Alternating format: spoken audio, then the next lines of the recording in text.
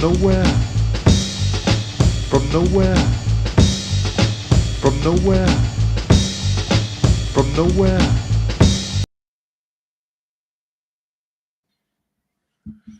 Ladies and gentlemen, boys and girls, welcome to Troy Hill Talks, and my name is Troy Hill, and got my co-host here, Sir Sturdy. We're here keeping it real with real talk. How you doing? How you feel this evening, Sir Sturdy? I'm doing great, man. Long day. Not gonna lie, long day. Yes, Lots of films to get through, but I had a great time. And so far so good for tonight, I should say.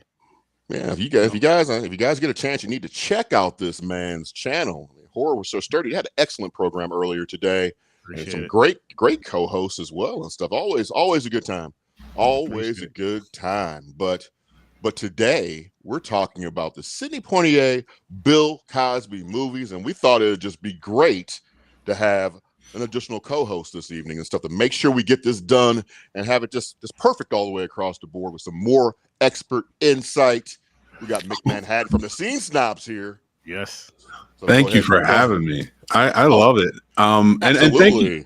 I appreciate you guys having me on and to call me an expert. I'm not an expert, but I do have a deep admiration for Black films and Black culture and just learning more about it and connecting with it. And like, I love to watch so many great actors like in these movies. Yes, get so many.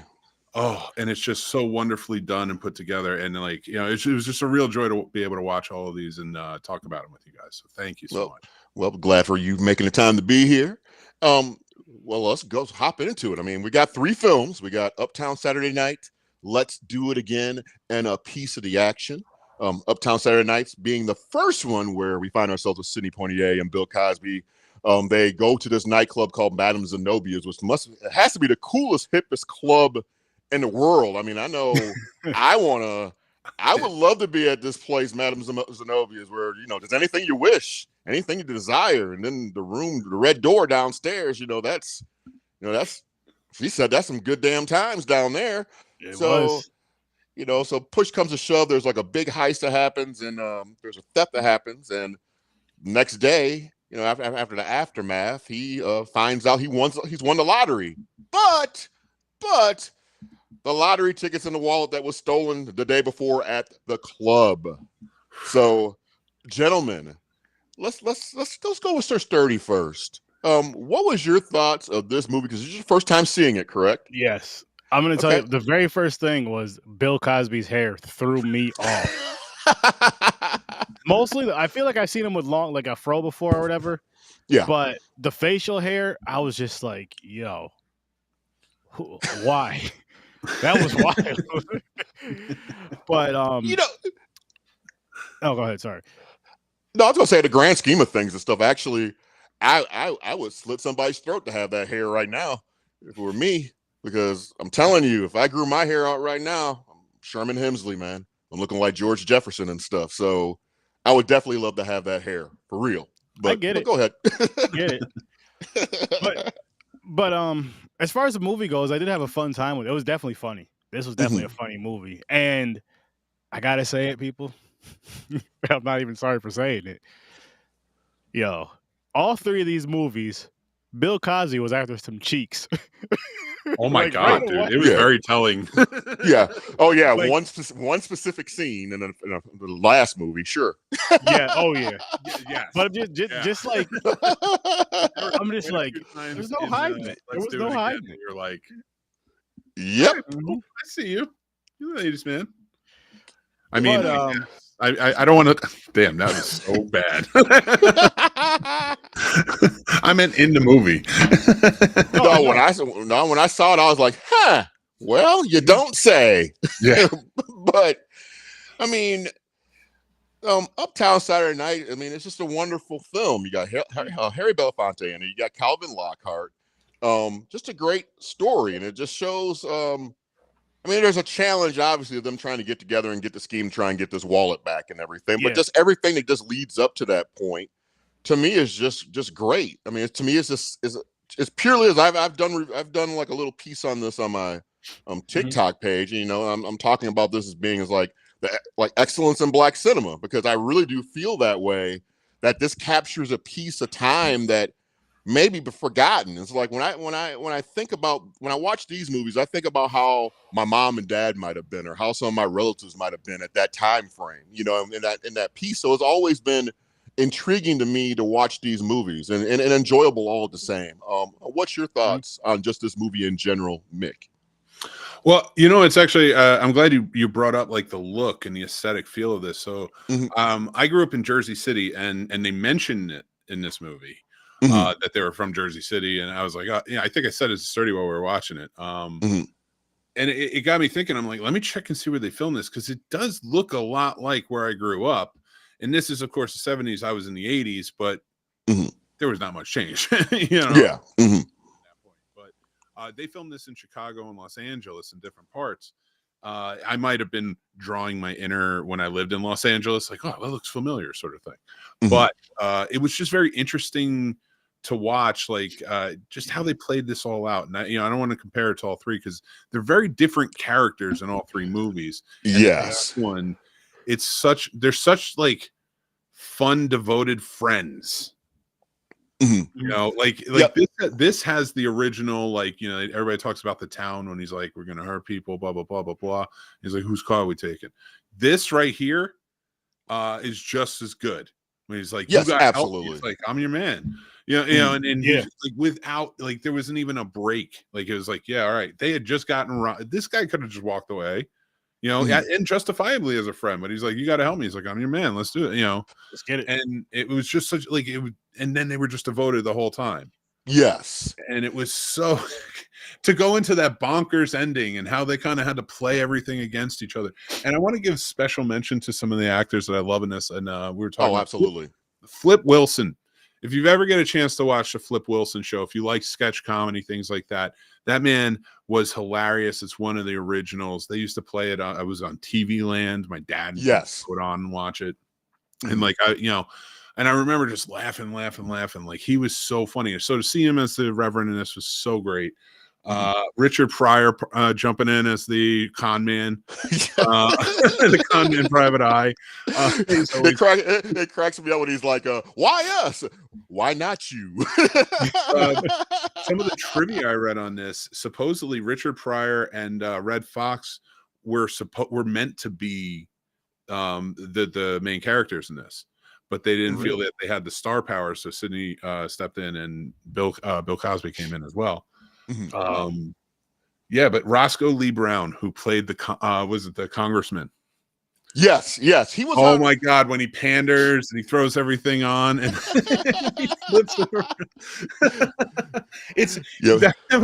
That was on point of like Mel Brooks doing it in Blazing Saddles, where like absolutely like just that overly, like, you could see him scheming to do it. It was so well done and fantastic. I really love the twists and turns of this movie. Yeah, but especially with Roscoe, several Black sitcoms and TV shows in the 70s, early 80s as well. So he was a very, very big deal. He was in the what was it? I'm Gonna Get You, Sucker. He had a role in that movie too. So I mean, he shows up in everything. I was telling when I were talking about him, and just a prominent character actor. Yeah, absolutely. Nice, strong, impressive voice. He just definitely good. But let's talk about the film balance. Oh, go ahead. Oh no, I was just gonna say he was in there's not many movies where John Wayne died in them, right? I think he died in 5 or 6 movies in total. And they were always like off screen or something like this. There was the first movie where we see another actor, kill John Wayne on screen, was The Cowboys.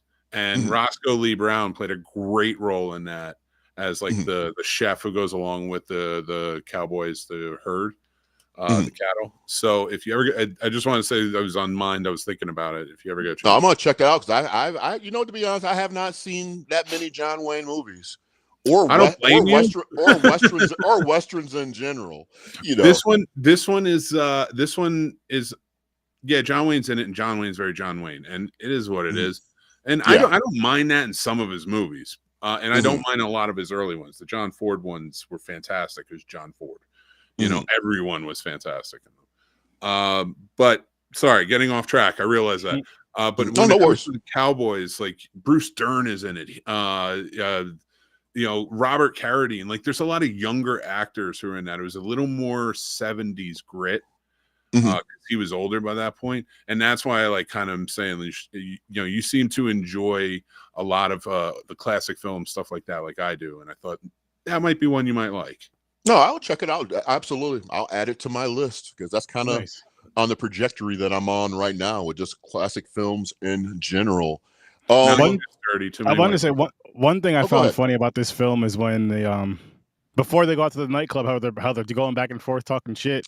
One of them's like, I gotta talk to the wife. He's like, I gotta wait for the wife to fall asleep. He's like, you guys sneak out? He's like, yeah. He's like, what about you? He's like, hell, talking all this shit. He's like, yeah, I gotta wait for her to go to bed too. After all that, you know, it's so relatable and things like that, where you have that fun where you're not, you know, you talk your shit having fun, but it's like, yeah, I gotta get my permission slip too, so to speak, or whatever, and.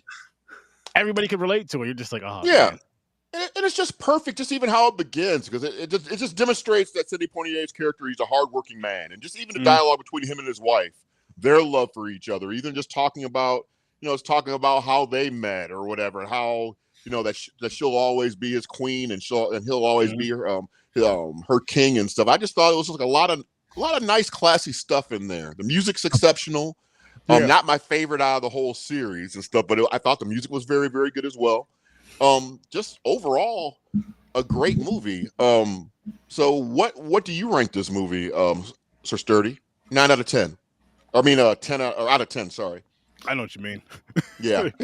I'll give this one. I'll give it a 7. Give it a 7. Yeah. Okay. Solid 7 is fair. What about you? What about you, Mick? This one I gave an 8. Okay. With this one here, I'm going to give a solid 8.5 out of 10. Just in general, just a good story. And if you guys don't have anything to do like over the weekend and you want to just want to sit back and just watch something different, so maybe it's a little bit different, maybe you might not be accustomed to, Uptown Saturday Night is a movie that you most certainly want to check out. But it just, if I could, with this movie, all of them actually, and I'm not going to rank them until we get to the other ones, but I would say like this one to me was the funniest, and it's sort of an unofficial trilogy. Ghost Dad, notwithstanding, that's their 4th one together, but Sidney Poitier in that one. You know, these 3 movies, like this one made me laugh the most. The next one, like I really, I think I just enjoyed the most. And then the 3rd one made me feel the most. Like I was like, this is like a really good film. So I want to say like these 3 films, and I get it. And then just to address the elephant in the room for anybody who has a Bill Cosby problem, I get that. And that's fine. You can have a problem with the man. These are entities. These are pieces of art. And he was an artist who offered to him. And you know what? I can appreciate the art because it was also a lot of other amazingly talented people who are in this movie, all these movies. And God, it just like I really did have so much fun with this because it is so grounded throughout. But at the same time, it ramps things up into just an absurdity that I love on a like a 70s level. With that end at the cookout where all the cars are chasing and going. It was so wild. I just had such a good time with this one. It's just, I mean, and even talking about the cookout, I just love the look and feel of the cookout itself. You know, you got the kids, you got the guy coming out telling the kids it's time to get the baseball game ready and all this other type of stuff. You got the ladies cooking food and stuff. And they got like the pageant. And it's just a really, really cool experience. Again, it's just like one of those things I always think about is like, were my parents like this or my grandparents or anything? But man, let's go on to the next one. Let's Do It Again. And this one, good old Sidney and Bill, they need to raise some money for the church now because the church are going to shut it down. They come up with a scheme to hypnotize this boxer to win this match and win the money, and all of a sudden they get caught, yada yada yada, hijinks ensue. I adore this movie. I love this movie so very much, and this is a movie that me and my mom would watch often growing up my whole life. You're talking from like 6, 7-year-old Troy to like 18, 20, 30, even 40-year-old Troy. We might have watched this movie. So it's always been a part of my heart, so to speak, just with the memories and stuff that I have with family members. But what's your thoughts on this movie, Mick? This is my favorite out of the three. I absolutely had a great time with this one. It's such a good story too, and one of the things I loved about comparing the three, you really have to take Sidney Poitier and Bill Cosby because they are the three shared entities throughout this, these three movies, this trilogy, of course. So, following them and seeing the very different type of characters they play all throughout. And I say that because we get what we just got with Uptown Saturday Night and these two blue collar guys who are just trying to live life, right? There's no amazing quality of like that they're searching for like this big thing, like like this big MacGuffin or anything. Like it's just a grounded film. Then you get to this film, yes, and you take these two guys who are seemingly these two blue collar guys and similar, and they take it to a whole new level. The hypnosis in this movie, the whole the science of this film is A+ certified absurdism for the scene snobs. I'm going to tell you that right now. Everyone should check this movie out as a movie. It is so. If you like, and I'm sorry, I know I'm over speaking, but oh, no worries. Go ahead.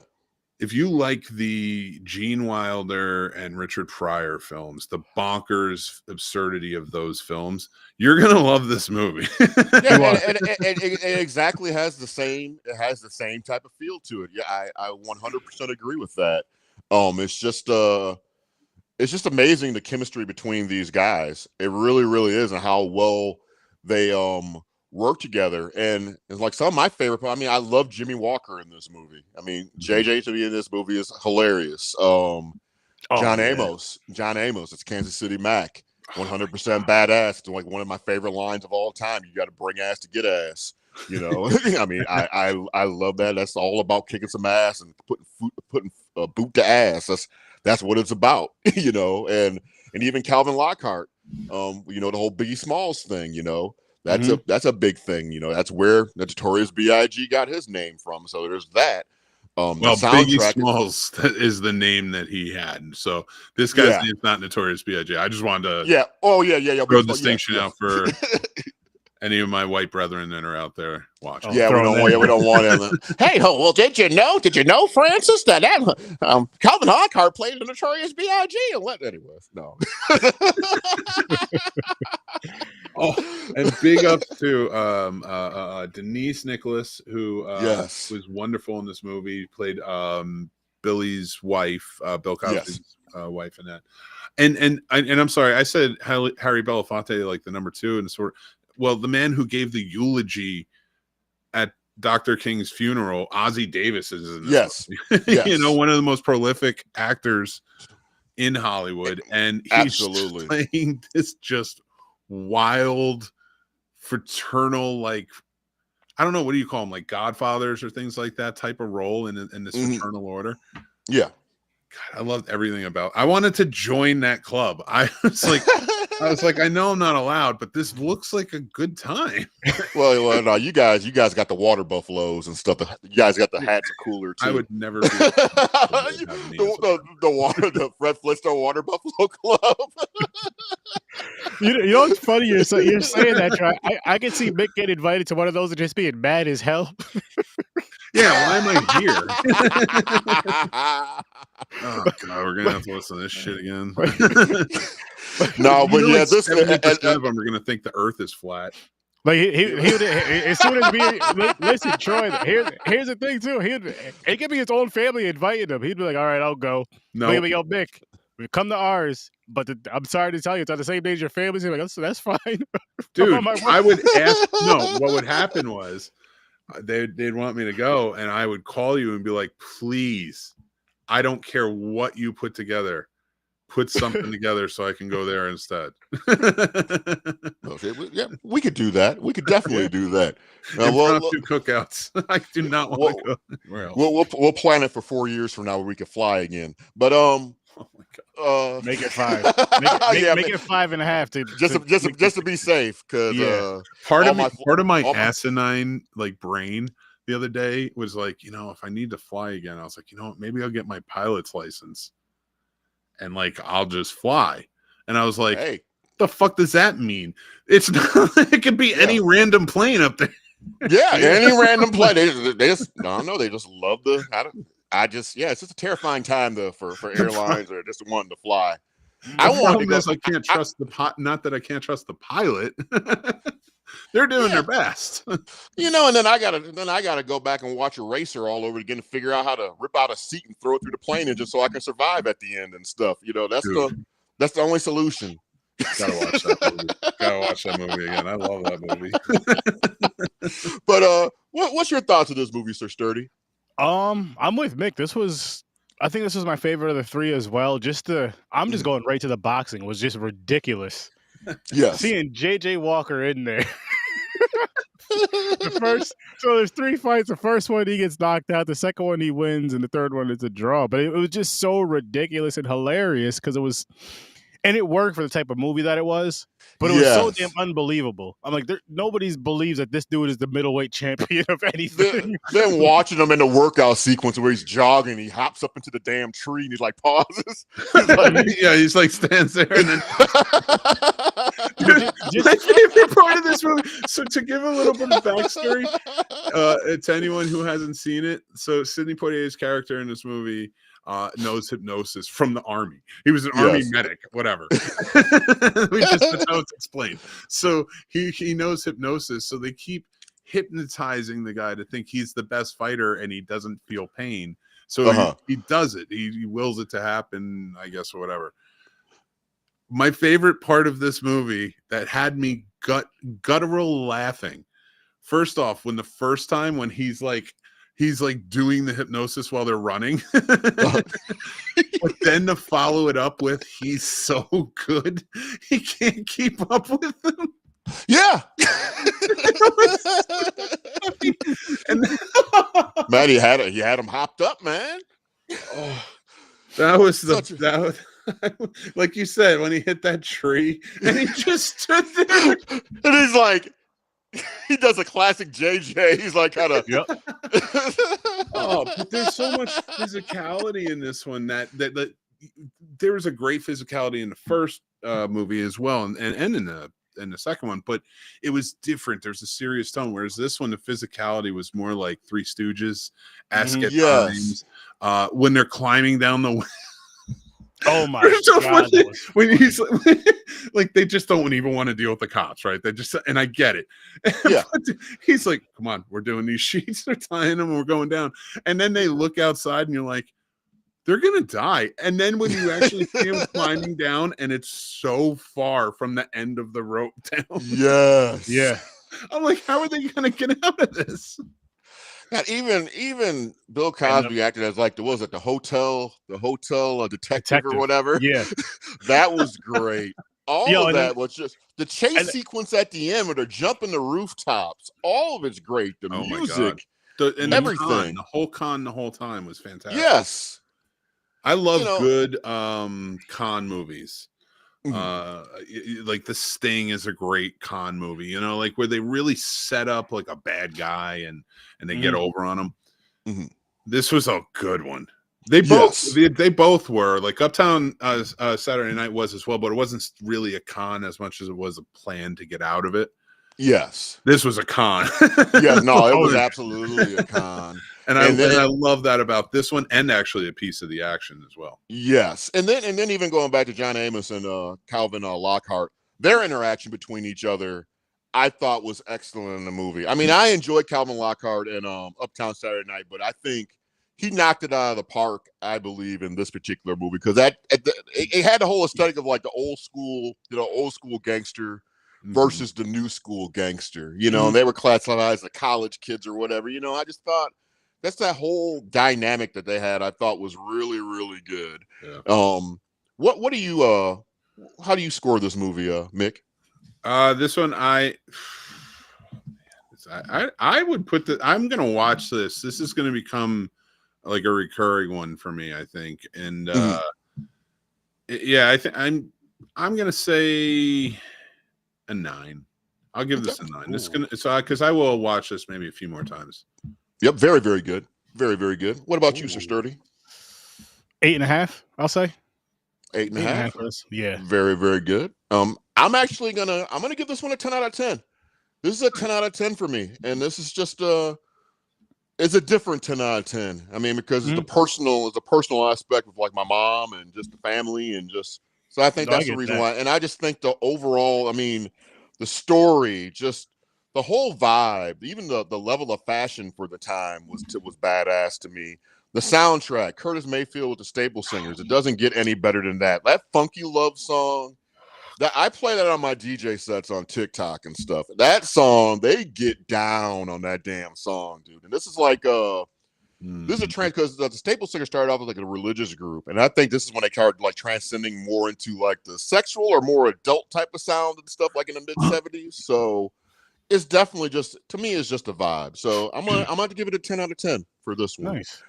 Yeah, and it is, and then there's a very definitive, just to add to the musical side with Curtis May, because in these two movies, like, because he also did a piece of the action as well. The music is very distinctive. Yes, comparatively, Uptown Saturday Night was great as well, but like it's very distinctive to his style. Yeah, and, I love that about it's soundtracks. It's definitely a vibe. And you're right, there is a clear, not saying that Uptown Saturday Night was bad, because it was excellent too, but it's just but Curtis Mayfield, that was a whole other level of just funky and just cool and just style. You can just, those are like one of those like on the Sly Live review. I just did a review on that, and I talk about the concept of visual music, music that you can close your eyes to, and basically your mind is like the canvas. You close your eyes and that music is literally like the paintbrush. It's like painting a whole damn story for you. And that's what Curtis Mayfield does, especially in this movie. So I mean, if you don't see the movie, I highly recommend checking out the soundtrack too, because it is available. It is out there. And actually, I remember my mom had this on vinyl like 10 billion years ago. So I remember that being in the cabinet and stuff. So yeah, absolutely a great soundtrack. When let's hop into a piece of the action. Remember, go ahead. I want to point out a great cameo too that we didn't discuss. George Foreman. Sure. Yes. When he takes off his shirt, ready to fight him, and George Foreman takes off his shirt and he's a giant. Yeah, that was a fun one too. I want to fight right now. Cool. Yep. That's a great damn scene as well. But let's go into a piece of the action now. This one's a much different movie. I mean, because in this particular movie, they are actually criminals in this movie. Yes, they are. Which is successful. It's a very, very successful criminals. They're like the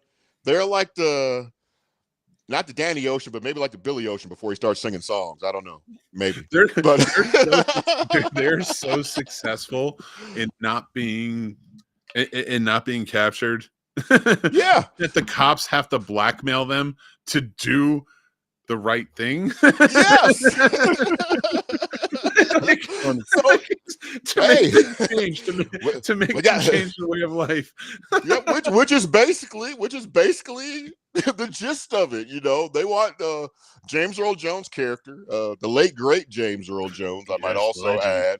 He's a detective in this, and he's basically giving them a deal where either you take care of this after this youth program, or you go to jail. So obviously they're going to take the route that we're going to, we're going to do the right thing. We're going to try to take care of these kids. I think you're underselling how he did this. Well, okay. They had there's a great element to this where like they are blackmailed to help all of 30 kids. They have to help find 30 kids to help find them jobs. Or not just find them jobs, teach them how to go out and get a job. Get a job, absolutely. And help them, like, get the leads in such form, which I thought was brilliant how they played this out. But there's also an investigative side to this, where they're trying to figure out who's blackmailing them, because he set up a plan all they heard was his voice. They never met him in person. He had other people drop stuff off. It was like really intricate James Earl Jones plan. No, you're right about that. No, actually, absolutely. I love that element to it. It was a good storytelling element. Imagine getting that phone call and stuff, and you're like, this guy sounds like Darth Vader. Well, still a little bit too early, but anyway. He goes, he's like, sounds like he has a deep ass voice. No, well, for me though, before I even heard James Earl Jones' voice in this movie, I'm looking down doing something because I was working too. I hear his voice. I look up, like, what the hell? Mufasa? What, Anakin Skywalker's in this? Anyway. Oh my god! Oh shit! But let's get to the one of the, because I mean, yes, it's Bill Cosby, and yes, we know things, but there's one specific scene in this movie when he says he's gonna get it, and it don't make no mind how he gets a little dance sequence in the club and stuff where he's dancing up on the girl. Yeah. Yep. That's one of those things that just seems didn't age very well, Not at all. and it Not just makes you. I mean, and for the dynamic of the movie, it's just a movie happens or whatever. Mm-hmm. But still, you think he ever look back at that scene at one point and stuff in the future and be like, hey, probably shouldn't have did that. Or I probably shouldn't have said that. Or I probably shouldn't have said that about my spoon and the Joe pudding. And should he said any of that stuff? You think he ever has any regrets on any of those type of roles at that point? Saying things kind of like... do you think I think he regrets it? No, well, I think he denies it. I listen, you got to separate the art from the artist. You have to with every piece of art, even the good one, because it can become toxic if you absolutely attribute it to the Taylor Swift stuff and things like that. Like it can get toxic to where the fan base attacks others and stuff. So I say that for both sides. You have to detach. First of all, I can't stand celebrities. I cannot stand celebrities anyway, so I don't give a shit about Bill Cosby. But I really enjoyed his characters. Yeah, absolutely. Heathcliff Huxtable doesn't have to be seen as that. Well, now to reference the scene you're talking about. Yes. I think this is a case in times we saw on the Cosby Show, and even on the Bill Cosby Show, which was basically the Cosby Show in the 70s. Yes. That just didn't last long. Which was a very good show too. Yeah, and he had this hair. Yep, so that's why it never shocked me, and also he had in I Spy he had no, in the beginning he had short hair, but then I think it got a little longer after. Well, wait, Electric Company, he still had the hair, I believe. He still kind of had the fro. He did the first year because he was losing it in the 80s. That's why I was receding. But his short hair is really the late 50s, early 60s. Mm-hmm. And then the fro was like 70s, but picture pagers he still kind of had. He still had the fro picture pages. Still a little bit in the early 80s for sure. Damn, I wanted that pen so damn bad. That picture pages pen. God, I know way too much about Bill Cosby's hair evolution. So that's what I'm saying though. I don't care about him, but his characters have left impression on me. Every actor in this have left an impression on me in some way, whether it be in this movie or in other ones they've done. So you got to detach the art from the artist if you're going to enjoy anything. Definitely. Yeah, and she made a comment saying, yes, she understands that true, but it does make you look at it. It does make you look at it just a little different though. Just saying, because it kind of hits you off guard the first time you see it. It's like, oh damn. I think that was a guilty conscience. I mean, shit. If you guys, since you mentioned the Cosby Show, the barbecue sauce episode. Yeah. That's what I mean. I think there's things he put in his script. Remember, he was on Larry King talking about Spanish Fly. I think it's not even. I think it's a cockiness. It's an arrogance, where maybe you haven't been caught and you've been doing something. And I think you see it a lot. They always talk about it with serial killers, when they're poking at people or stuff. Yep. maybe that's another sign of it for people who are like that, you know, like are serial in that way, like to be able to boast about it almost, like, because it does feel like a power, like that's what that is, that crime is. It's a power move. So it is you're gonna want to brag about it if you're a fucking monster, you know what I mean? Yep, absolutely. I agree. But outside of that scene in itself and stuff, and we'll let that go. Yeah, because it is a very good movie. Oh, the movie is very, very that is good. an odd scene, if anything. Like I almost would wish to be like, Mr. Poitier, why did you put that in there? Because like it's just an odd scene comparatively to the rest of the tone of the film. Absolutely. Yeah.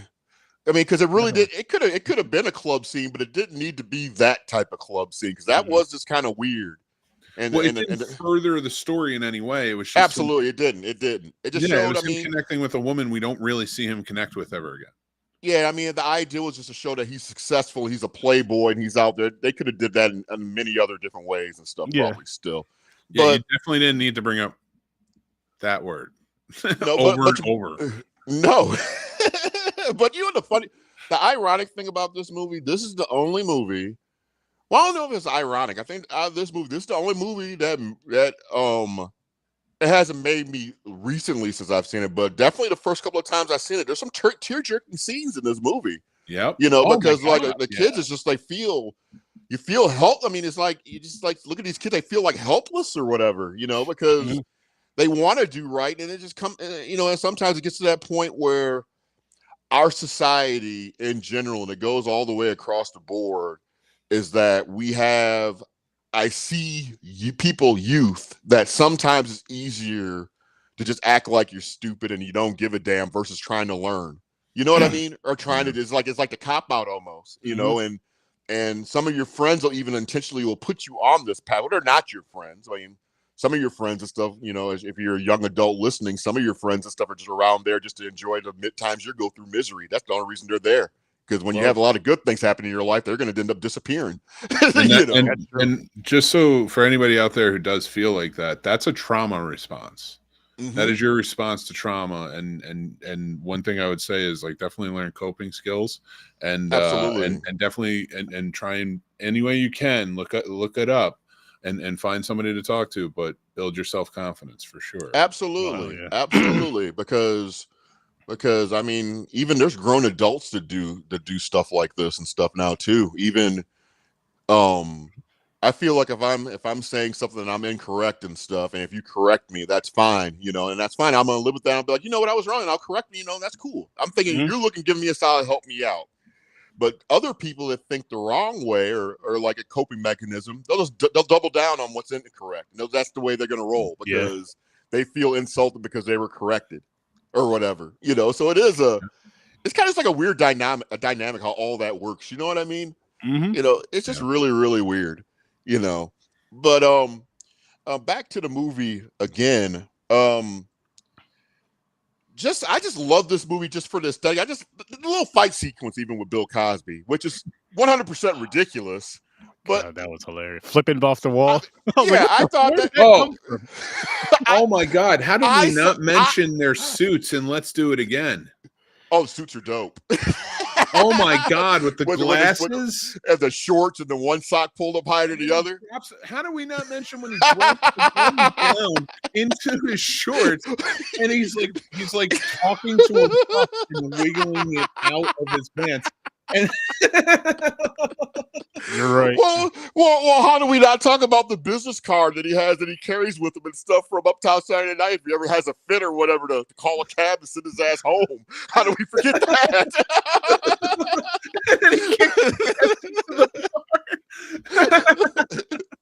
I'm Big Percy, and I'm Little Simo.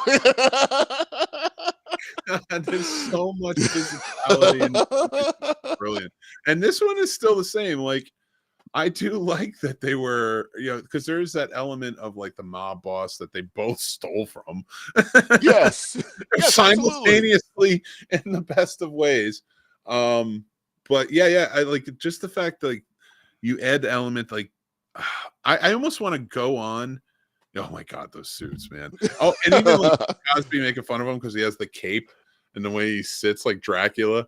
Yes. Cosby takes his jacket and like does a little like, you know.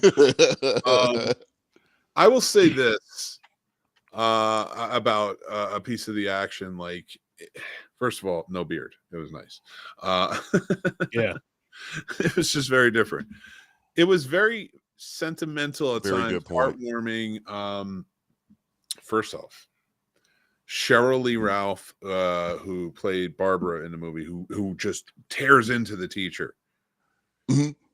That monologue, like, I mean, she's been in everything. She's on Abbott Elementary right now, and she's fantastic on it. So, but like, she was so young in that, and to have such a young actor deliver a monologue like that, it was so damn amazing. But I don't. But even on like just, and I'm only talking about it from like, you know, days of acting and like acting classes, and that's really what. And I'm not teaching. I'm talking about being in one. Like, when you're that young, and you have to deliver a monologue in an acting class, like, it's important, and you're. It's hard. It is hard to do and emote and do everything you have to. So for her to do it in a movie where you have the powerhouse actors that you do and to hold it up, that's a testament to why she's still brilliant and still around. And you know, relevant. Not I shouldn't say around, but like a relevant actor that we see on TV and in movies. But that was just such an amazingly powerful scene that needs to be talked about, in my opinion, because like her teardown of the teacher, and just like you're feeling two emotions, because you're like, you're not mad at her, you get why she's doing it, but also you feel so heartbroken for the teacher who's just trying to be there for them. Yes. Oh yeah, and like, you're right. It's like two different spectrums. It's like two levels of emotion where you feel compassion going across the board. Is like it's just sad, you know. Now, I would like to point out even further, and I realize I'm sorry if I'm overspeaking, but just from a directing standpoint, the man who directed that amazingly powerful scene still had to deliver a powerful performance, not saying anything. He was silent the whole time while this was happening, the scene, but like emoting him beautifully, like he was just such an amazing actor. But to have to direct that, that's a testament to how amazing of a director he is. And we got to give Sidney Poitier, like we give Robert Redford a lot of credit for being an actor and a director, and we should, and so many others. But I never really hear Sidney Poitier appreciate as a director, and he really needs to be.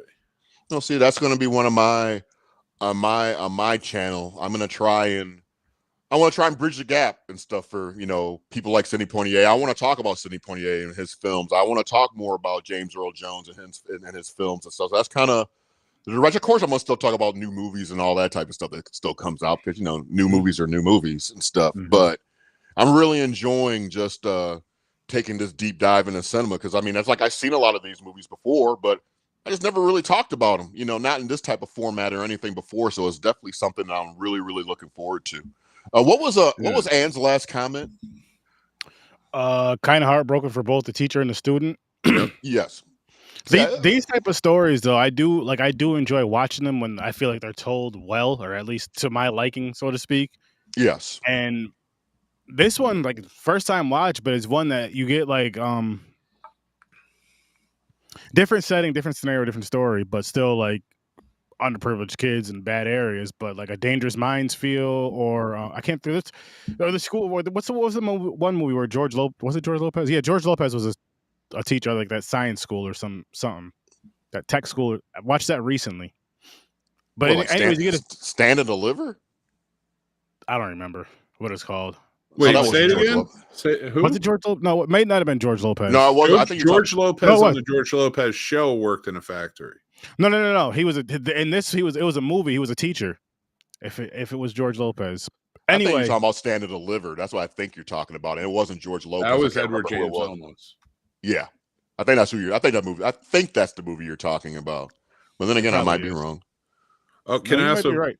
Ernest Lee Thomas is in this from What's Happening. We were talking. Yes. So it was cool to see him, which later, like I think we were talking about off the air, like went on to be a Malcolm X and things like that. So like, even more like connected like to this movies and these people who are making this movie. And just a connection, Joe, because there's like several of the kids there also had guest roles in Good Times. One of the kids, I forgot his name, but he was like one of JJ's friends in a few episodes or whatever. So all these kids have had like roles throughout all this. So nice. It's not kind of like a one and done thing. I mean, yeah, they didn't expand maybe off into more film, but they definitely had roles in sitcoms and stuff in the mid 70s, early 80s. But let's do a quick ranking on this. How do you rate this movie, Mick? I give it an 8. Okay, very, very good. What about you, Sir Sturdy? I'm actually with you, Mick. I was gonna say this movie, I feel like out of the 3 was the best one, but my favorite watch was Let's Do It Again, because that was just fun as hell all the way through from beginning to end. But I feel like this was the best movie overall, and probably the most important just because of the story that it told. And like Ann was saying, like we all understand this, we all feel this, and we still connect with it because it's still going on everywhere as far as the underprivileged youth, wherever it is, no matter what color the kid is, but as far as underprivileged with the education, with the finances and all that other stuff. And it's, Oh no, so listen, it was Black communities that were suffering through this. And no, I know. No, but I don't want to say no matter what color, but like this was like, this is something that, why I think it's more, so many people that look like me right now are trying to take away Black voices. So I want to make sure, like, I get that. Don't worry about me. I don't get that. My whole thing is I don't want to just because of those few stupid loudmouths that can, I'm not going to say it, but I don't want to take away the hurt or the pain or the struggle that anybody else, just because you're white doesn't mean you didn't struggle. Like, I don't want to take that away from white people that did struggle. Oh, absolutely. Because there's people that I grew up with. There's segments of every group, that had their version of struggling. Something tells me you didn't grow up by some people. Something tells me you didn't grow up with a silver spoon in your mouth, Mick. What didn't you grow up in a Ricky Schroeder castle and stuff? And had I remember watching that. I'm like, he's got a fucking train that can go into all these rooms. Like, I don't have that. And had an African American friend that could break dance and dance like Michael Jackson. Anyway, didn't you have that? Oh shit! But my score of the movie is I'm gonna give this an 8 out of 10. Also, I don't think it's the best one. It teeters between. It's a frame of mind for me. I clearly think Let's Do It Again is the best one. It depends on what my frame of mind is and stuff. If I think Saturday or Uptown Saturday Night or a Piece of the Action is better. I mean, because I could tell you one's better today. You ask me 6 months from now, I can sit there and say I might like the other one better. So it's kind of really weird for me with that particular movie. So I would explain the 8 and the 8.5 and stuff for both of them. But let's go ahead. Well, I guess we can kind of like rate the movies real quick, correct? So, Mick, I believe the movie I was talking about is called Spare Parts. Oh, never heard of it. I'm gonna have to check it out now. I'm gonna put that on the list. My Chris Jericho list. Chris Jericho. You're on the list. Yes, it's a wrestler thing. You're on the list. Oh, okay. But watched a movie with Chris Jericho in it last week. I don't ever want to see that again. That we ain't talking about that. But you stupid idiot, you're on the list. But I'm assuming everybody. Well, Mick, you were Let's Do It Again, Piece of the Action, Uptown Saturday Night. Yeah, I think that would probably be my ranking for him. Like, again, I enjoy all of them for different reasons. Absolutely. So I would definitely going to rewatch all of these at some point. In fact, I think my review for a Piece of the Action is it's basically To Sir with Love without all the annoying white kids. See what I mean? This is why Mick comes to the cookouts. See, that's the reason. Yeah, you're absolutely allowed and stuff. As a matter of fact, you can get seconds. We might let you strum the bass guitar a little bit, not too much. Not too much. I'll Mick's gonna be. I know you guys see the Family episode where Peter's holding up the card. The person's too dark. He's like, nope. But it'll be the other way around for Mick. He's like, get out of here, white bread. Like, yeah, I was on that litmus paper. Just touch it real quick and see what the color. Okay, you're good enough. All right, come on in. Anyways, my first order of business, if I walked in with Sturdy to the cookout, would be like, "Hey, you guys know any Beach Boys?" Oh shit! And immediately ruin it for Sturdy. Yeah, that's what I'm waiting for. I'm waiting for the Beach Boys to perform for the Super Bowl, so I can sit up there and go to my Facebook and say that I did not like this halftime show. Anyways, I mean, we've had that for a lot of halftime shows. I know that, and I've never took the time to be like, damn it, I did not like this. Who wasted energy just to say they just didn't like something? I mean. Shit, the John Deere picture you post next to your profile picture gave that away. I already knew. I would just go to the bathroom, get something to eat, do something else. You know. Yeah, I mean, there's always this thing. It's a magical thing. You just don't have to watch it. We already know you're not going to like it. Why even? I mean, I don't watch things I know I'm not going to like. You know, it's just like maybe I'm just not going to watch it. But anyway, exactly. Now, my movie. Who's the? I think he's talking about me. Am I not like him? I don't understand. Oh man, I don't know what's happening. He said Drake's name. Is it him? Oh man, who's to us? Oh, and then you're getting the wrong Drake. You're getting like that Disney Drake and whatever. Drake Bell. Drake a job. You're getting that. What the hell did he have to do with this? You know what's crazy? Never mind. I'm not gonna say. All I'm gonna say is that say Drake. I hear you like him. I think that line really does fit for Drake Bell, bro. It just might. It's funny, but I believe he got into some trouble. Drake Bell was young. No, but I believe he got into trouble with that. That's why he moved to Mexico. No. That I promise you, it all came out. That's that 70s show guy, isn't it? He wasn't involved with her. It was like a stalking sort of. It may not have been stalking, but it was like a situation where like it was severely looking. They were trying to make him look like that's what was going on, gotcha. And it wasn't. Okay. Yeah, no. Because remember he was a part of that whole. Oh no, the Nickelodeon doc thing. I know. Yeah, and that story came out too. He went and did interviews and stuff, and they talked about like those because that as soon as he did that and came out, that people were like, "Well, didn't you get in trouble?" And then the facts really started getting shown. Like, no, that's not what happened. Mm-hmm. So, I will defend Drake Bell, not Drake. Okay. Although I do love you, Canada. Same here. I still like. I mean, I still hope Team USA wins, but I still love you, Canada. I'm just thinking about so many different things to say, but I mean, they're not him. he's not like them with their hockey sticks. Are they? Hosers. Oh my god! We need a white guy to come out with a parody rap song. A Weird Al, not like them. Well, for our Canadians and stuff, our Canadian friends and stuff, we don't mean no harm. Mick's gonna be joining us again.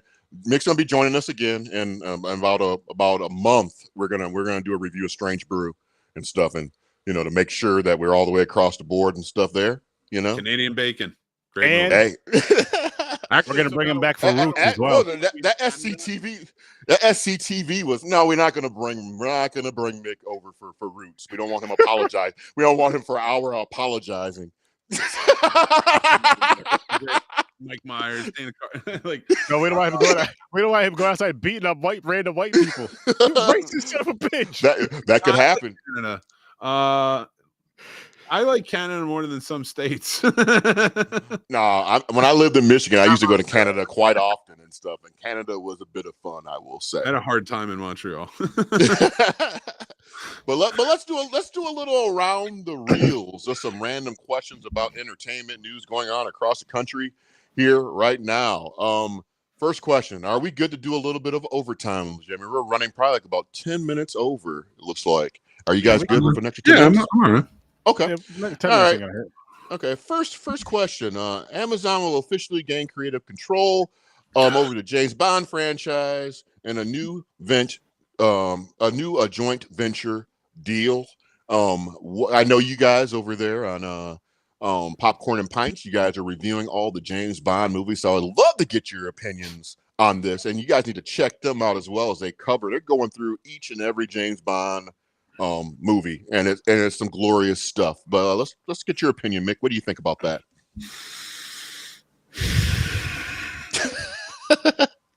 I'm not a fan of billionaires right now. I mean, I don't have any vendettas or anything, but like I'm just not a fan. Yes, especially the media billionaires. Mm-hmm. Well, maybe not especially them right now, but like, you know, the media billionaires do piss me off because if it's not fake news, it's poor bullshit. And let's be real. Let's look at what Disney has done, and to transport back to, like, what was it, 2008, 2009, when they purchased Marvel, which was like their first real big acquisition. Now, I know Pixar, I know the history of all that, but I'm talking about in recent years where they really hyper drove speed, kind of a pun, hyper drived it up to 11, because they have turned franchises into just this bankable winning thing with Marvel, with Star Wars, with this. And even if they suck, they know people will come and see them.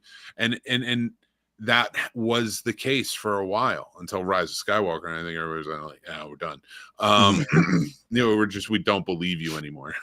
Yeah. So, like, and then with Disney Plus and all the mishaps and all the bullshit that they did there, it's been one miss after the other, and we've seen others follow suit in trying to get into this franchise movement. And Zack Snyder, like, and again, you can like the movies individually, but as a franchise, it was an abysmal failure. Yes, absolutely. It was not a winning franchise, and you can tell me, like, but individual movies alone, they weren't well connected. They weren't well put together. There's too much meddling, and you're fucking crazy if you think there wasn't. And then you see Sony with Spider-Man trying to capitalize on that, and we're just getting shitty Spider-Man movie after shitty Spider.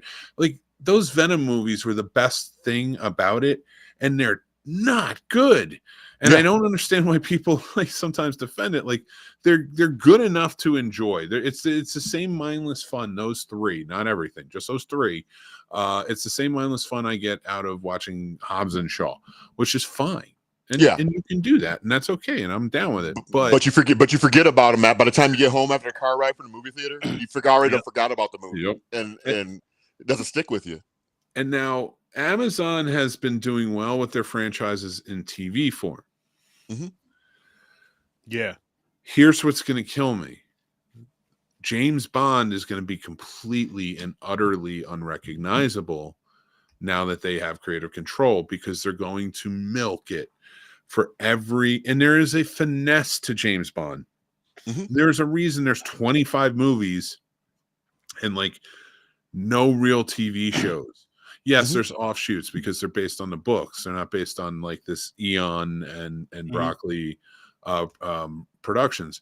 But and Saltzman, I don't want to take Saltzman out of it. But now, because that family held true, they were like, that was their entity. James Bond was their franchise. And now that it's in the hands of, like, this billionaire conglomerate, of course, it's going to either go in horrible directions where it's going to be picked apart, and Moneypenny's going to get her own TV show, and, you know, it's going to be young Moneypenny, and then you're going to have, they're going to steal that one, and then you're going to have a James Bond TV show where probably going to be American now, or it's going to be overly dark, like they're not going to get the idea, like he's going to be fucking everything in sight, and, like, and then not the idea of, like, what it was, and, like, it could be a female Bond thrown in there somewhere. Too. Not that it has to be silly, but, like, you know, like Daniel Craig, like, I have a theory, but Daniel Craig played the dark Bond really well, but so did Timothy Dalton, and you can do that and not even have the sex in it. Like, Timothy Dalton proved you don't even have to have the sex in it for it to be good. You know, so, like, it helps. Pierce Brosnan showed that, but Again, it's all part of a theory I'm working, but you can go read it on my Substack. But no, but my point here is like they're taking it, and I know it's going to be just torn apart and ripped asunder, and it's just going to break my heart now that I have seen every James Bond movie because we're watching them on Popcorn and Pints. Now I've seen all the offshoots now. I watched James Bond Jr. when I was a kid, but so I can count that as having watched it, but I can't find it right now. But I now watched. I have to continue on with Die Another Day and then the 5 Craig movies, but I have seen now in my life every James Bond movie, and I found, like I did last year watching every Godzilla film, I have found an appreciation for this franchise and the close wonderfulness that it's holding to. Now, I wish they would keep doing the James Bonds the way I thought they would. It's going to break my heart, but they're not going to. They're going to bastardize this franchise, and it's going to be torn asunder. And I'm kind of heartbroken right now over it. Ever since I heard this news today, and then just finishing The World Is Not Enough, which is not a great one, but it is fun. It's just this kind of breaks my heart that it's such a wonderful franchise that honestly I think might be the best franchise coming out of Britain. Bond is now going to be torn apart. I wish if they were going to do this, which I know they couldn't because they had a distribution deal with Amazon anyway, but I wish they had partnered with somebody in Britain rather than do this. Mm-hmm. Does your opinion change if once they determine who, well, this first series of James Bond stuff, when they determine who the next James Bond will be, will that skew your opinion? Say if you get it was like the actor that you want or whatever, and they generate 3 good movies and stuff, and excluding all the other side stuff they might possibly do. I mean, will that make it better for you, or are you just looking at it more like a franchise as a whole that they're getting ready to? They're going to try and turn this thing into a damn cash cow and try and drain as much money from the thing as they can.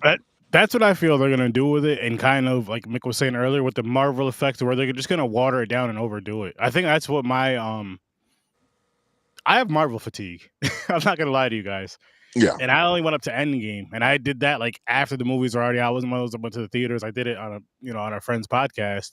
Mm-hmm. And like after watching all those, I'm like, I had a good time, but I'm like, all these every single one that came out after that, it's hard to just go and watch them because I just don't care because there's just so many and so much of it, and I'm glad that they happened for that. But I feel like after Endgame, they should have gave it a break, maybe 3-4 years, gave it a break, made you hungry for it, and then really dug deep into these stories again. Then because after they rushed them out, even through Endgame, all the movies weren't that great.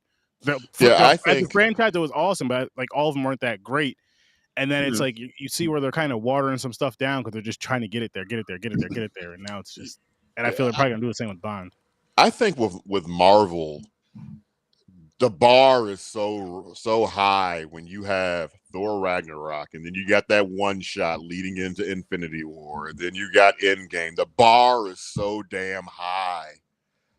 How do you get to that? I mean, how do you even get close? You're talking about 3 movies, the way they all broke down. They're like, I perfect. Think Thor, you know what I mean? I think the Captain America through line is the best through line. I think it has You do? Okay. I personally think it has the most change for any characters, and Sturdy can attest to this. Like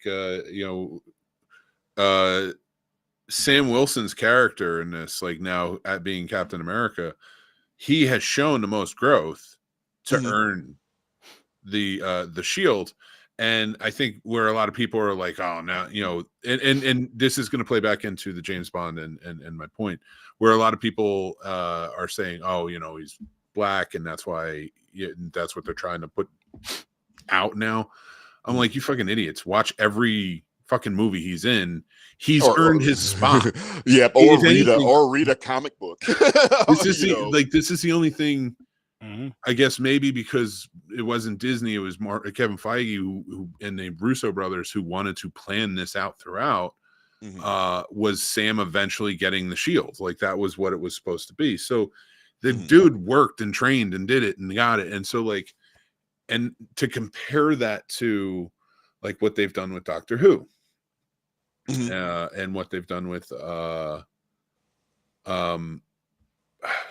well, and I think they'll do with James Bond. Like, so Doctor Who has predominantly always been played by white men, and then they brought in Jodie Whittaker to play the 13th Doctor. And, you know, being a woman, they introduced another version of the Doctor. I don't know what number she is, but she's a black woman, and they introduced Ncuti Gatwa, who is the new Doctor, and he's black. Any Doctor Who fan has no problem with what face they have. Yes. Doesn't matter. The writing has been god awful.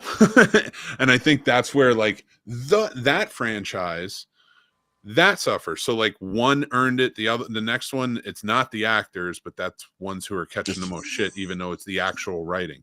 Now, James Bond has been a big controversial talk about should we have a black James Bond? Now, again, to kind of pitch my theory on this is I think everyone from Connery to Brosnan is the same James Bond. The real actual, his name is James Bond and he is 007. And then my fan theory or whatever you want to call it, and I have evidence, is once Daniel Craig takes it up, the connection is M. Because I think M is just as an insignia you get or a code name you get when you become the head of the 00 program. So there's a lot more to it. You can go read on that on my Substack and such as well, but it gets really in depth there. But ultimately, I think Daniel Craig, because M respected James Bond, all of them, but especially Judi Dench, came to find respect in the Pierce Brosnan James Bond. She created for the next 007 to take the role to be called James Bond, and she picked somebody she felt was like him. You know, and that's why he was always a little bit different. Now, why is that important to what I'm about to say here? Can James Bond be black? Yes, because now 007 has already been black. If you watch No Time to Die, you know, Nomi played her. So Nomi was the character in the movie. And it was a woman. So anybody can be 007. If you want to continue the James Bond thing, like off of Daniel Craig and continue with the name, sure. I always thought that would be fine. But now they're going to do it as sort of a statement or something. Yes. And that's where I think it's just going to lose the signal, so to speak, in a weird way. Who's your favorite James Bond? Right now, I love Craig, but after watching all of them, I might say, just for the sake of so much enjoyment in them, Roger Moore. See, I just had a lot of fun with his movies. They were sometimes like more suspenseful and darker, and then there were sometimes like, what the fuck is Christopher Walken doing there? You know, like, sort of situation. And don't sleep on Timothy Dalton's. They're darker, they're odd, and they're weirder. And in my theory, I go into that too, and like what makes him the same person throughout, because there is a through line and there's more to it. But anyway, I don't sleep on those. Every Bond has been great. See, I would have thought Timothy Dalton for you, just because I'm probably like probably up to 10 years, anywhere between, maybe like 6 to maybe 10 years older. So I thought that since you would be the following generation, you would be Timothy Dalton, because Roger Moore is my guy. So that's who I grew up with. And I've always looked at it as that as like a generational decade type of almost thing. So whoever was Bond during that time when you were growing up, is that typically will probably be your favorite Bond. Like, people are like a little bit older than me, they prefer Sean Connery. So I would assume that Sir Sturdy would like Pierce Brosnan or Daniel Craig more so than the others.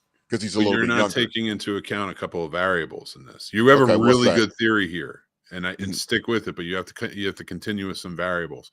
One, have we seen any of the franchise during our childhood? So, like, if Pierce Brosnan I was in high school when Pierce Brosnan took over. Well, 95, I was in, like, I guess, was the second school, junior high? Yes. I couldn't remember. When that came out, I didn't see GoldenEye. I played the game. I didn't see GoldenEye. So, like, this was my first watch ever of that. I did see Tomorrow Never Dies because I liked Michelle Yeoh from the Super Cop series.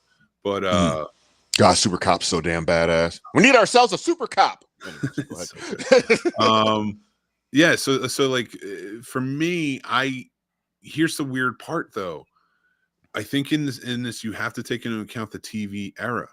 How many people, because I was too young in the 80s to go to the theater, so I watched a lot of my movies on VHS or when I could, or just reruns on TV anywhere I could. And here's the funny part. I had never seen the Timothy Dalton movies. I knew he was one, and I remember the commercials for him in 87 and 89, but I had never seen him. But I was watching some of the Roger Moore ones, and I distinctly remember seeing scenes and being able. There was one I was watching. I can't remember which one it was now because he was in so fucking many. But I was actually like, my wife is sitting there watching it with me, and I had told her, no, I'd never seen this one, so I'm trying to pay attention. And I'm telling her what's going to happen next because I just remembered it from some recall of being a child and watching it on TV. Yeah.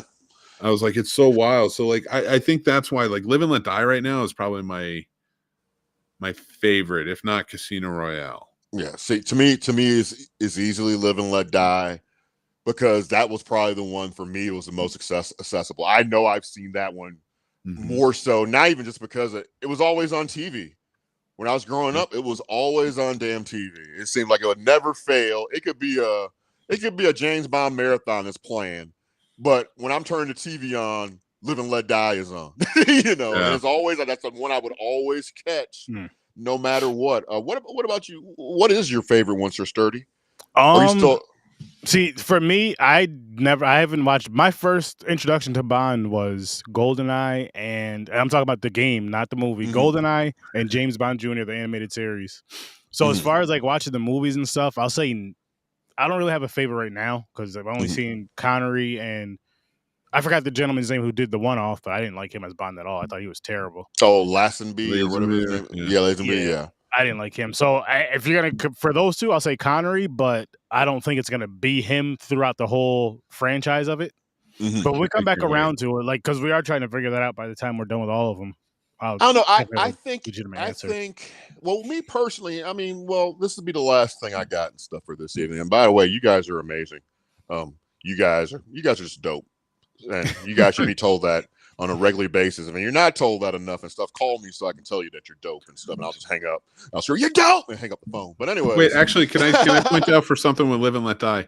If you like these movies, I think you will really like Live and Let Die. Absolutely, it's the same. That's what I was going to say. It's the same type of. It has the same type of vibe.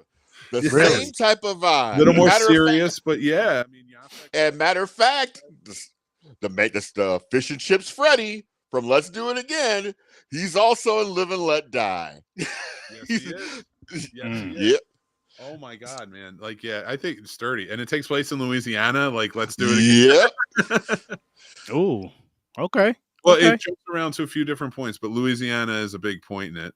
I'm excited, man. Like, you get to relive this journey. I just finished them all. Yeah, I'm telling you, Live and Let Die. Yeah, it has that same type of quality where. And Paul McCartney sings the song. God, that song is so damn bad. We're gonna have you on that weekend when we do whatever's with Live. It'll be Live and Let Die, and I don't know what's. That's this weekend. It is this weekend. We're doing Diamonds Are Forever and Live and Let Die. I'm gonna figure out a way to be on and stuff. I just need to make sure I might be able to be on for a few moments and stuff to say, hey, I could be like guest correspondent for Live and Let Die. Because you could. I'm gonna develop a theory that Live and Let Die and Let's Do It Again all happened at the same damn time. That's gonna be my theory. That is well, no, it's not possible. It's not possible. Why? Well, what year? Because if I learned anything from Live and Let Die, is that the Black Syndicate underground network is completely and 100% connected. So there would be no con happening. There would be no boxing match that weekend. Everybody would be in formation, ready to get James Bond. Yeah, that's true. Because like everything came out. Kansas City Mac and Biggie Smalls wouldn't give a shit. And they had a scene where basically they turn around and like every black person on the street just turned and looked. Yes, that is true. It's just like it was like one of those. Like it's a really well done film, and that's why I think it's at the top for me. I would like to urge Sturdy, if you are going to watch them tomorrow, read my theory after you watch both of those movies. Hey, you know what? Proper editing and stuff, when they all turn around, you just have them just like throw in like a TV screen closer to television, a Bootsy and Farnsworth, 40th Street, 40th Street Black fighting. They have money on it too. Dude, it would be even better if they put him in on the con. Yes. Dude, some creative writing, we can make this happen. But it's gonna be sort of thing because like Diamonds Are Forever is fun. It's like fun Bond, but it's odd. Yes. We're gonna be real here. It's an odd movie. Yeah, but Live and Let Die is a damn vibe. It's a whole damn vibe, dude. But the whole 70s were for Bond. Yes. Absolutely, because Moonraker was 70s as well. What else? Moonraker wasn't. I mean, Moonraker was already. Yeah, I'm sitting there thinking like, yeah, wait, let me scratch that up. You're like, I think 30 is going to have the most fun because he's going from. Well, he'll have Diamonds Are Forever, which is it's a weird movie. It's odd. And then you'll have Live and Let Die, which is fun. And then The Man with the Golden Gun, which is fun. Yes. And then you have The Spy Who Loved Me, which is a good movie, and it's a lot of submarines. Which one was Christopher Lee and which one was Donald Pleasance? They both play the same character. Donald Pleasance was in You Only Live Twice. He was the first Blowfield that you see on screen on like Fate. Gotcha. Then it was Telly Savalas, Charles Gray, and then Christopher Lee was never one. He was just Christopher Lee wasn't Blowfield. Christopher Lee was the Man with the Golden Gun, Scaramanga. He is so he's the adversary in The Man with the Golden Gun. That is a great movie too. Donald Pleasance, an American treasure. Shit, I love some damn Dr. Loomis. Yeah. That role is still just so damn badass. But anyways, what else you got? Where can we find you? If people want to find your insight on movies and stuff, where can people find you at, Mick? Go check out the Scene Snobs. We have a podcast. You can check that. We got more than enough episodes with some pretty cool topics. You can Definitely check out. These fine gentlemen have been there for some of them. Go check it out there. Go check out the Scene Snobs channel. We have movie reviews for everything. Like we do classic, we do new stuff, we do in between, and we do more. And we have some fun stuff on there. So go check it out. Let me know what you think. And you can check out my writing on Letterboxd and Substack. Yeah, well, everybody just give Mick a round of applause and stuff. Just a great job as always and stuff. And well, you can clap for yourself too. Hell, I clap for me and stuff all the damn time. Hey, I love it. Hey, it all starts with self-love, man. You gotta love yourself. As soon as we got this camera, I'm be loving. Never mind. I want to remake this. I want to remake these 3 movies with you two. That's fine. Hey, I'd definitely be down.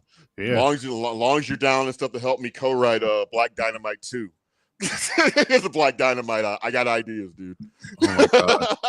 Dude, you should do those movies. Those are fun.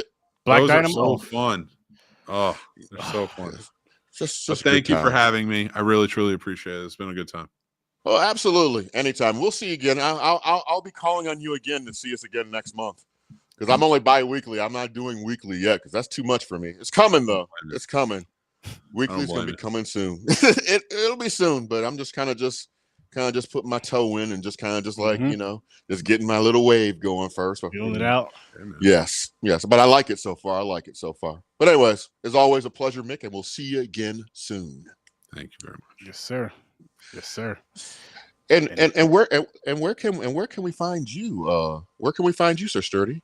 Well, this Saturday over on Popcorn and Pints, where we'll be discussing as Mick was just saying, as we were just discussing the Bond films. So we'll be over there at 9:00 Eastern time, and then every Thursday at 8:00 Eastern time. As a matter of fact, next Thursday we're going to be talking about Ghost Watch, which should be Ghost our final. Dad.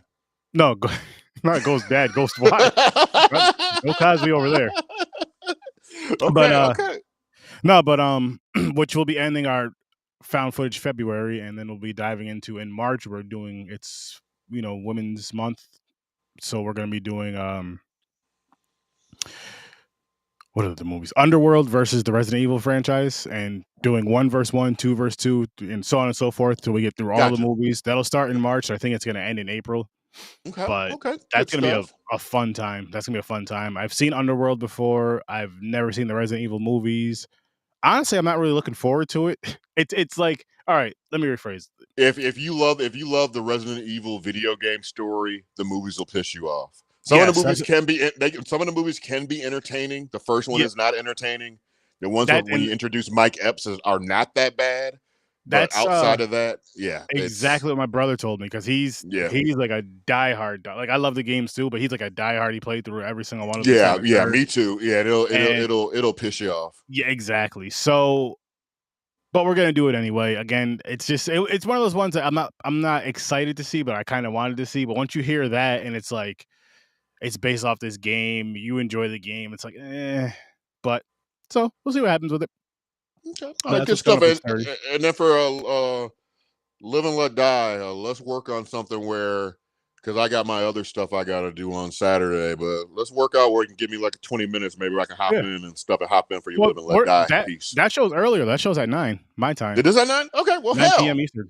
So that's 8? Oh, man, hell. I'll be on shit. That's all you need to say. Watch them. I say watch them both and just come for the ride. Have a good time with us, man. Love to have you over there. I can do that.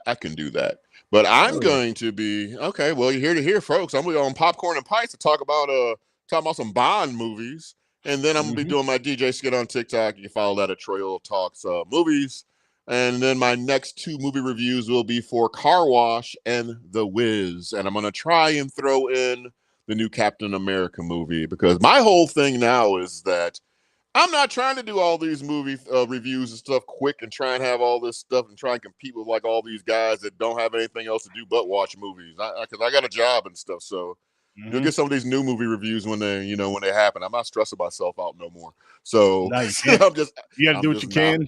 I'm just still do it for the love, but do what you can, and Yeah, but I can throw Captain America and stuff under African American cinema and stuff, So that's what I want to do. So he'll be part of that category. So yes, I'll be doing new movies still.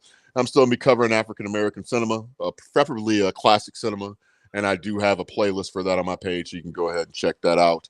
But that's what I'll be doing this week.